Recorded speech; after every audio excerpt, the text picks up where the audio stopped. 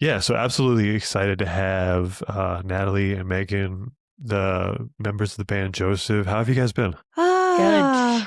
Good. We're happy to be here. It's been special to release some new music and having a new era. Yeah, I mean, speaking of, I guess, just kind of jumping right in, how, I was listening through the music you guys have recently put out, and how has that whole process been? And kind of, I don't want to say finding a new style or a new set of voices, but just kind of, one third of the group kind of no longer around. How has that whole process kind of been for you guys? Really exciting. It's been really, yeah. Go ahead, Nat. You can go. Oh man, we're a family, we're sisters. And so I think when we got a number of years into this band, I think it's been 12 years now. And I think it was 2 albums ago, we all looked at each other and we said, okay, do you really want to be here? Because it's important that we all fully want to versus just doing it out of obligation and duty. And when the time came that our other sister, Allie, was like, you know what? Want to do other things. I want to pursue other things. It's been my entire adult life. We were, you know, it was such a complicated mix of feelings because we knew we would miss her so Yeah, much, but she's also our sister. So we wanted her to thrive. So, and then we looked at each other and said, okay, do you want to do this? Like, let's not do this out of duty. Like, if this ends, then what a great run we had, you know? And sure. then it was really, really cool to all of the ways that, just the two of us making something together changed what it was. And it's been really cool to see how we work as a team and how so much more is required of us when it's just two. And it's been really, really, really nourishing and alive. Yeah, I mean, has that, so how many, I mean, we'll get way in the weeds here. Are you guys separated by a lot of years, or is it pretty close, 4 years apart? 4 years. Okay. So, and obviously, Allie's still a huge part of your lives. Has she been very much supportive of the new music and loving the direction you guys are taking? Yeah. She The really biggest. hasn't. She's been, yeah, the biggest supporter, listening to everything, showing all her friends. Yeah. And She's a yeah, sounding it's board been too. great.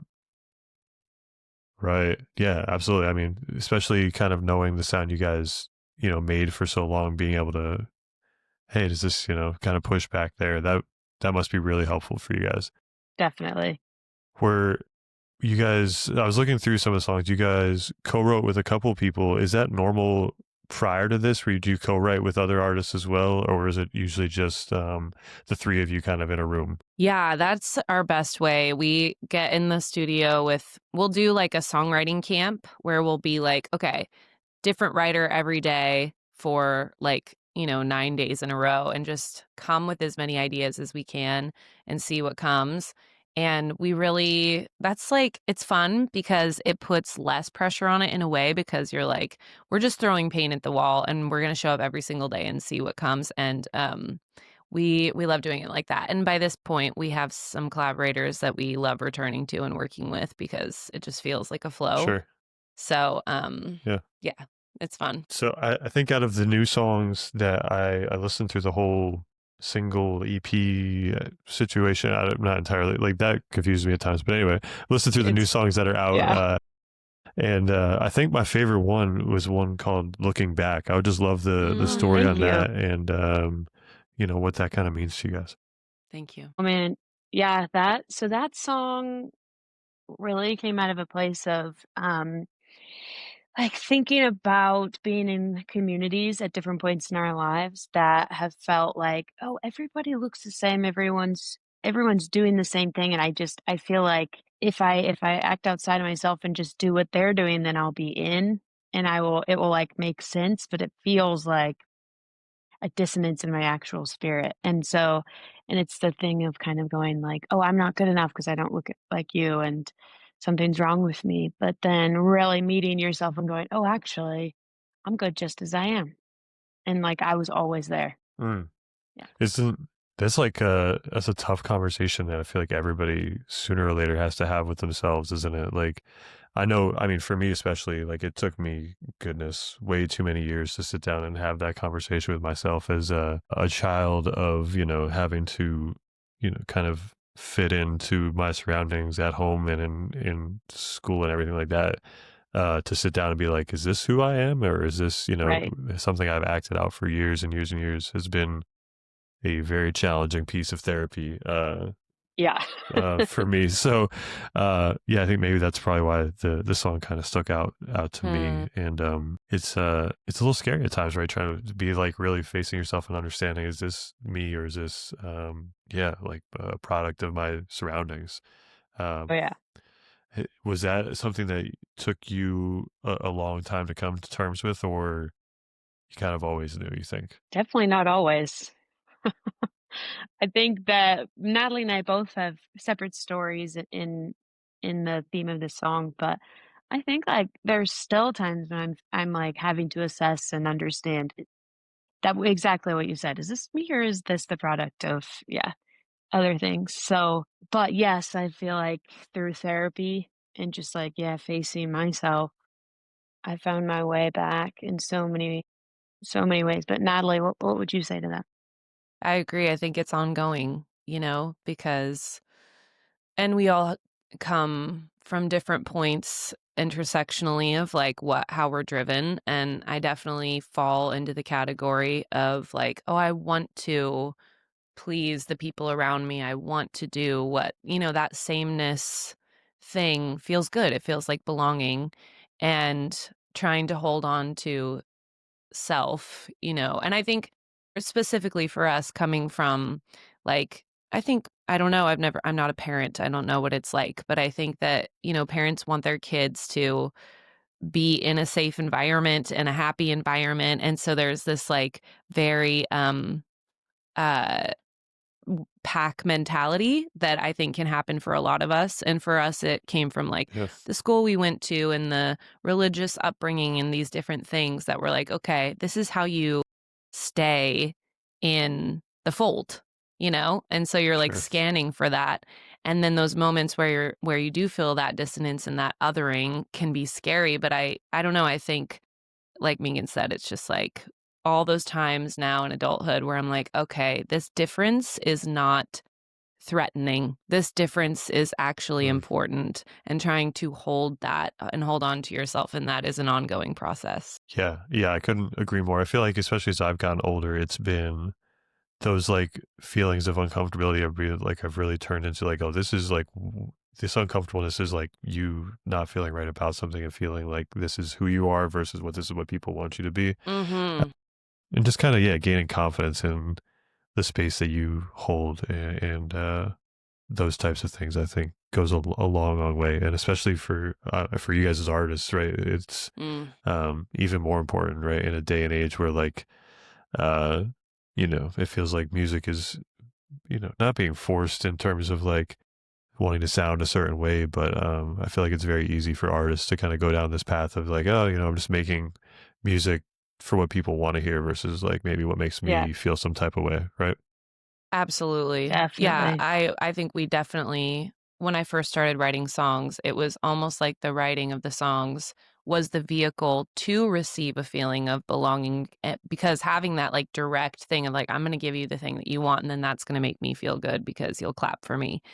And it's exactly like being an artist challenges that, and I think over the years Meegs and I and Al too, but have gotten a lot better at tuning in and being like, "Oh, wait," I had someone say one time, like, "Don't write the song that you think the other person wants to hear or you think that they need. Write the song that you need to hear, period."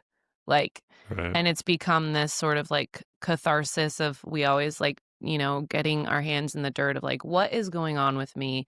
And I always feel like a lot of our writing is just kind of these little thesis statements about things we've worked out in therapy and just like us moving through stuff and facing what's really there.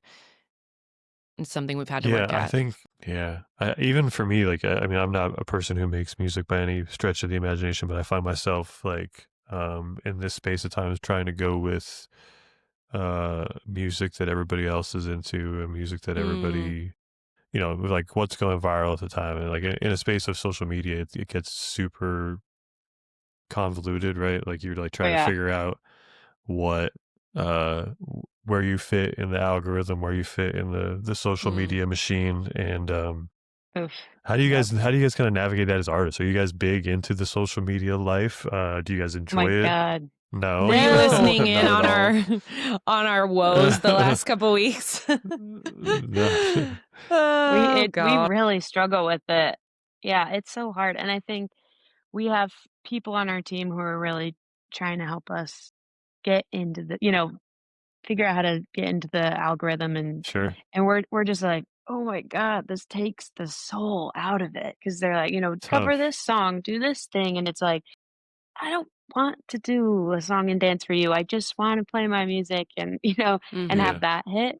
It's Yeah. confusing. It's like, how much do you lean into it and how much do you just stick with what you got? It's very interesting, right? I feel like some artists like lean into it so well, and I Yeah. Yeah. don't. It's hard to tell at times whether it's like just part of who they are or if it's Yes. something that's forced. But uh, I feel like I tell every person I talk to, I never envy an artist spot to have to like you make art on one side and then at the same hand you have to figure out how to like social media ties Mm-hmm. it as well to Mm-hmm. package it nicely for people to be able to digest it in ways, and it Yeah. yeah, I don't envy that in any way, shape, or form. Um, but I feel like you guys have been at least around long enough that maybe you had a good Mm. following before social media Yeah. became the be all end all, right? Yeah. So Definitely. that definitely helps kind of when touring and things like that. I'm sure you have a very strong base already, right? Yeah. Yeah. It anchors us for sure. We have an So I guess incredible kind of return audience. Sorry, go ahead. go ahead. Yeah, no, you're fine. Go ahead. Sorry, Sorry, go Matt. ahead. You're I fine. think there's like a You are all lag. good. You're fine. um Yeah, I don't know if that was a question, but we do have an unbelievable audience that has been with us and cared, getting to do this over a decade. The folks that stick around and show up and say, "Oh, I've been to 10 shows. I've been to 12 shows," and that relationship is so meaningful and sacred to us, and we're always to your point about social media, I think it's like we're trying to maintain that relationship. And I think the thing that's tricky is, of course, the getting to keep doing this requires that we grow it, like it sadly, like that is the nuts and bolts. And so it's interesting that you said that having that time and that, existing audience is good, and that's true. But I think it's a different mind shift from like what we were doing before, and how we gained those people was just going out there and being there. And now it's like, oh, you get more people by advertising and wanting. I so respect and admire Yeah, the artists that do that authentically. And to be frank, I think we're still finding what is our authentic way of like putting ourselves out there in that vulnerable way to new people and yeah, hoping that it will connect. And that's something we're still wrapping our heads around. But I'm just so grateful for the people who care and show up already. yeah. I mean, kind of even going like when you guys started, it was playing music live, and was that like when playlisting was kind of a thing too? Like Yes. everybody was trying to get on playlists, and that was like the way to grow, right? It's Mm-hmm. funny how it's like evolved over the years. As someone who has like genuinely zero experience in music outside of this, like going back and understanding how things worked prior to social media has always interested me. Um, just Yeah. because it's such Well, a radio radio, also was sure, like that when we started, it was like that, and then it right? went to playlisting. Yeah, Mm-hmm. and even nowadays, like radio like third on the list nowadays, or is it like social media, radio, Mm. playlisting? Where does that order kind of sit? Great question. Good question. I feel like that's I don't something know. that people are asking. I think the industry is up in a tangle and trying to answer that question, because everybody's trying to like see if their systems will still work, and everyone's trying to innovate and try Yeah, new things. And I don't know, I think it's a great question. yeah, and I'm even curious too to see like what that looks like because even in my time doing this, I feel like it's changed a little bit for me, and I feel like in the next 2 3 years it'll be look even more different. Mm. So I'm curious even to for artists what that means going forward. But I guess kind of rewinding all the way back to before you guys even made music. What when you grew up, what music were you Mm. listening to? And then when you had like obviously your parents played music, and then each of you kind of developed your own ear. What were you listening to at that point as well? I love that question. It was different for each of us. When we were growing up, our dad is a vocalist and our mom is a theater teacher. So there was a lot of music around, musical theater, movies, and our dad would play a lot of jazz music, which was really fun. And he would turn up like the vocals and be like, "Did you hear that choice that they made?" Um, but they didn't.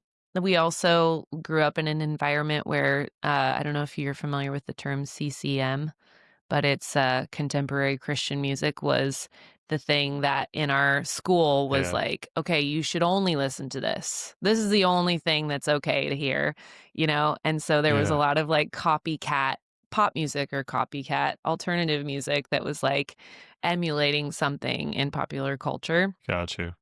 And sometimes I feel like that was a funny deficit, but it is what it is. But when I went away to college, I started listening to like Pacific Northwest bands like Death Cab for Cutie, early Brandy Carlisle, Isley, and I remember distinctly this moment where I heard a Death Cab song and he was talking about the glove compartment and I was like, "What? You can write songs about like physical objects? It's not just like feelings and ideas." And that was really, really influential for me. Yeah. I I agree. It took me a long time to hear anything other than Christian music.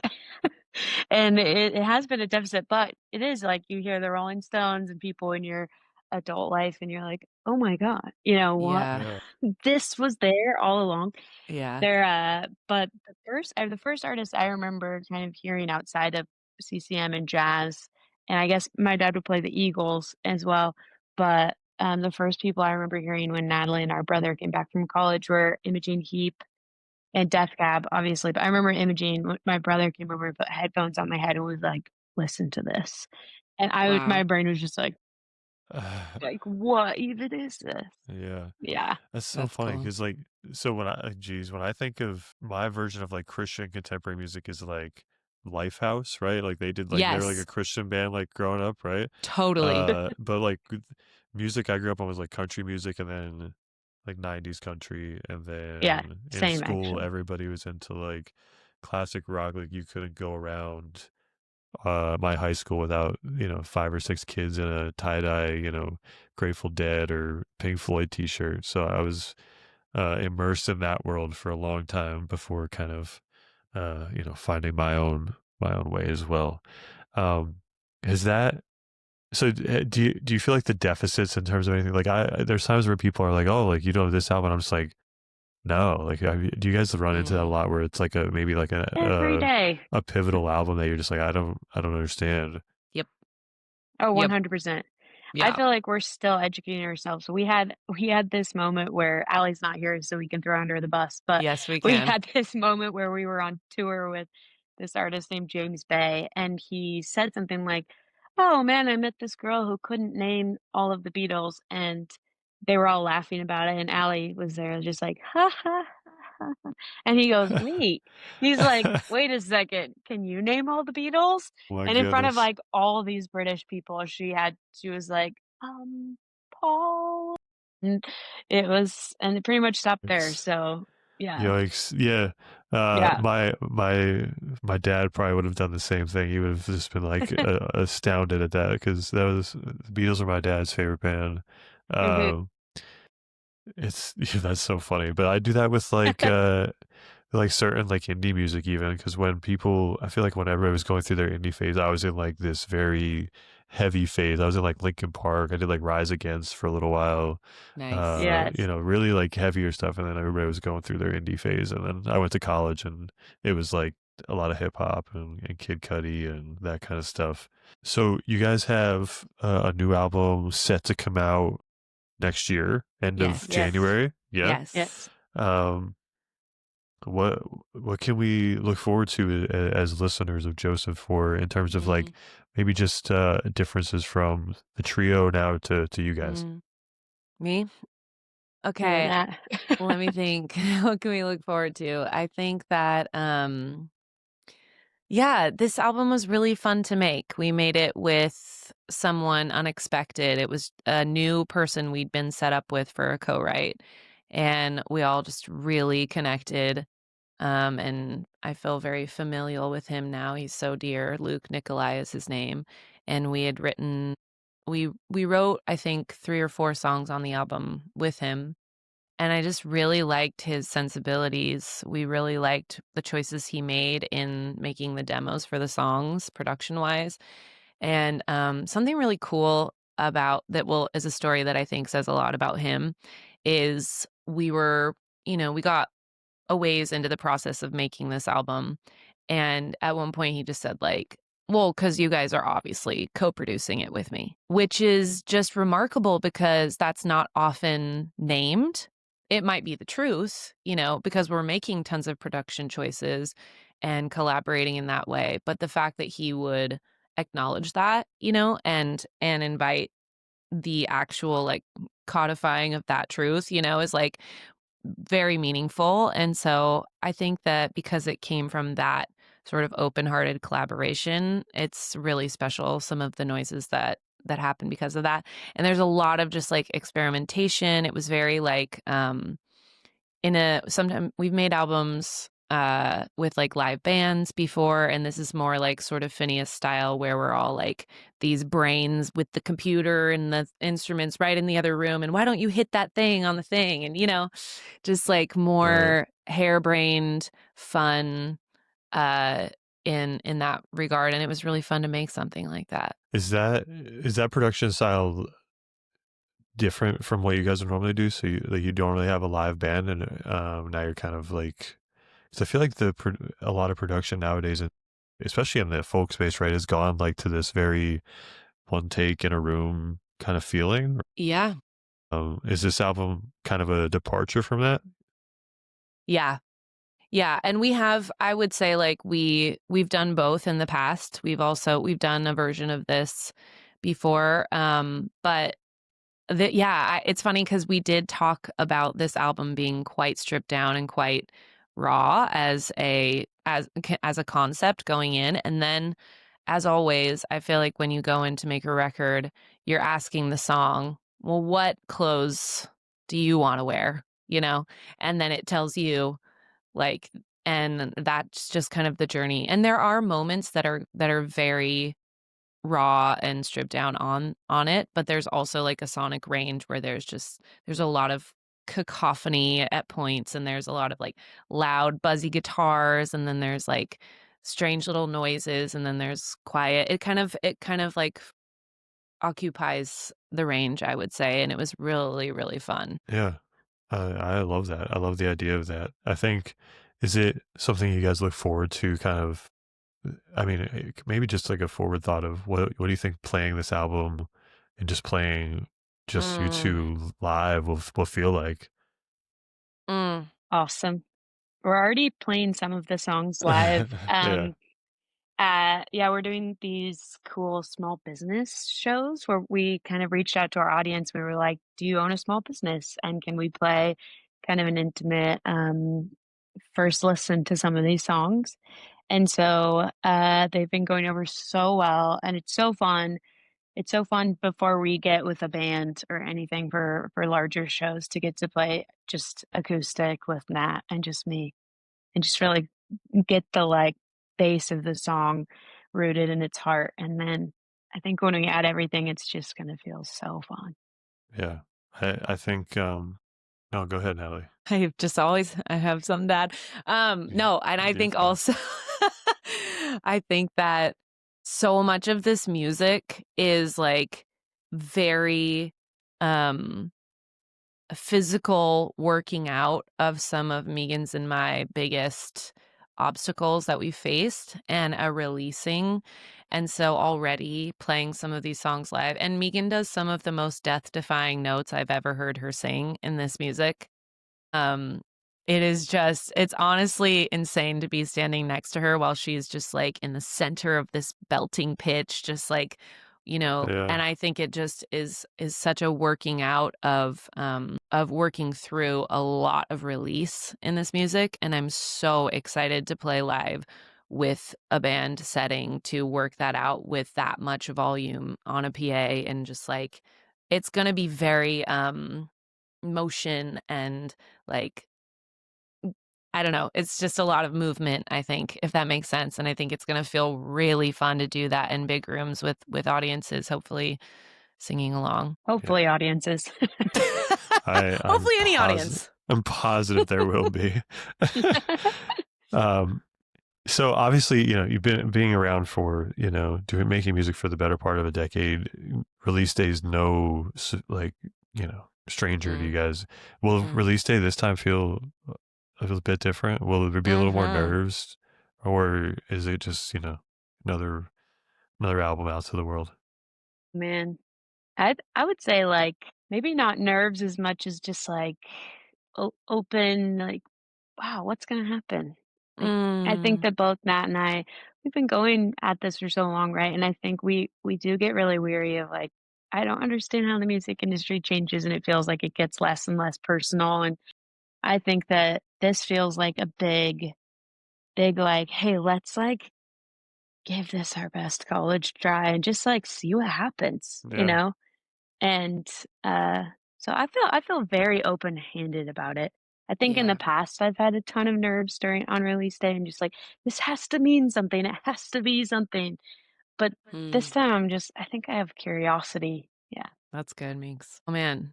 You knew that I would always have something to add there, Matt. I got you. I got you. I was like, I don't have to say something I'm this on time. it. I'm on I it. love that. I love that, Meeks, that idea of curiosity. It's true. Like, I think every time you release an album, if I'm honest, there is a bit of me that thinks this could change our lives, and that's so much pressure and weight to put on it. And I do think that in the Ton. process of making it, I think that the two of us did have a lot of just like, well, we need this for ourselves, and we're going to just do the thing that feels true. I think we really worked out that concept that we were talking about of just like holding on to self. And I also feel really open-handed of like, I don't have that sort of thought of like, well, how is this gonna, move the needle? It's like, oh my God, we are doing this, and what a privilege and a gift to get to make and release music, and we're excited to share it. And it's different this time because we did like a cycle of about, I think, 5 singles total. So like half of the album is already out, by that Yeah. point. And Yeah. hopefully that means that people have, found a companion in the songs, and it'll just be like a cherry on top to get the rest of it. Yeah. Is there? I'm curious about that too. So, in terms of albums, is there like a strategy at all in terms of how many singles you release, what singles you release, and like, Yes. what does that entail? When honestly, this is a new thing. We switched labels for this album, and so we were really kind of hoping with the new label we would just try new things that felt, like more pertinent to what's happening exactly right now. And that was their idea was like, hey, if we give more songs, it gives more each song more time to like instead of just like, and here's the album, and then, it's like, oh, people only heard 3 of the songs really. Yeah. So that's kind of like the strategy, but I think Nat and I, we were very skeptical. We're like, Mhm. we're gonna do how many singles, and then it's gonna come Mhm. out when? So Mhm. I think we had to come to a point where we're just like, well, we chose to work with these people, and we want to just see what happens. Yeah. I think it's been good in changing from the trio to the duo to give people more time to adjust. Yeah. For me, that's probably been the biggest thing. It'll be interesting to see when the album comes out how people react because they've already heard almost half of it. But Yeah, and to your I think point, it's been Matt, good to of give ourselves wondering, time. sorry, Meeks, like to your point of wondering what you know, how we are doing with the like trying to get ourselves out there on social media, this is one of those strategic things because thankfully, Gotcha. I can't believe I can say this, but our audience really listens to whole albums and they really know deep cuts and they really care about like each thing that we have to say. And so this is one of those, you know, ways that we're trying to get ourselves out there to new people is like each song is sort of like a new way to get to know new people. Yeah, I mean that makes a lot of sense. And honestly, it does feel like that's what a lot more artists are doing nowadays. Is like like there's no break and lead up to an album. It's just as many, as much space as you can occupy in somebody's mind until your whole album comes out feels like Right. the way to go. Right. So, it's just again part of the ever changing industry standard, right? Truly. So, in terms of you guys' entire discography, maybe you've just released songs, right? What song are each of you most proud of? Wow. That's a great question. I heard you ask that I of Sarah love Klang and I was like, oh my God, I better be prepared for this. yeah. Ask that of everyone, and it's probably like my favorite question to ask because it's not always, it's an interesting answer every time. Oh, man, I okay, I have a couple answers. We put out an EP called Stay Awake that I think is maybe my favorite thing we've ever put out. It just was like very raw and very just us. And then as far as songs go, I think my two favorite songs we've ever released were called Revolving Door and then Slow Dance. Slow Dance, right? That's what it's called. Yeah, Slow Dance. Mm-hmm. Yeah, I love those songs. Yeah. Did you say NY, Matt? Is that part of it? You could put an NY. You don't have to. Yeah, Oh, no, you don't have to put an NY. It is perfectly. It is not a requirement of the question. Hear me being older sister. and why? And why would be I think the content of those two songs that I mentioned were so deeply personal to me, and the melodies are just my favorite. They're some of my favorite melodies. I love that. I was just trying to buy myself more time before I had to answer the question. I think that I will say that the most recent song that I'm most proud of is By and By because I feel like to me that is absolutely this distillation of my coming of age into late 30s and being like, oh wow, like none of what I tried to do in this life turned out the way that I planned. And how do I have compassion and acceptance for myself in the past to face what's coming? And I love how the recording turned out so much. Yeah, I love that. I think as someone in their mid 30s, reconciling with what I thought life would be is a weird Mm-hmm. notion. So the next question I always get to is I live my life in music curation, so I always ask you guys to put me on to an artist or a project you've been really into recently. Cool. Okay, hang on, let's The think. first one that comes to mind is a band that I am obsessed with right now called Glom. And I don't even have language to describe what it is, but I never know what the descriptors are for music that's like has guitar riffs, but it's very melodic and it like has a sort of movie like quality, but if you want to like it's really catchy. It's that. I'm really, really into that band Glom right now. So check them out. If I can, two bands. One, Great Grandpa. They're awesome. Their song called Emma. I'm obsessed. Same. And then the Man, the Myth, the Meat Slab.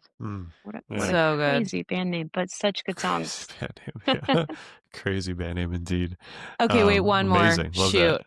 that. Okay, Let's mini hear it. trees. I'm also obsessed with mini trees right now. So there's 4. 4, love it. Amazing. So I guess in kind of in wrapping up, guys, like what can we look forward to? Obviously the album, but what else can we expect here upcoming from you guys? We got tour dates. We are doing those.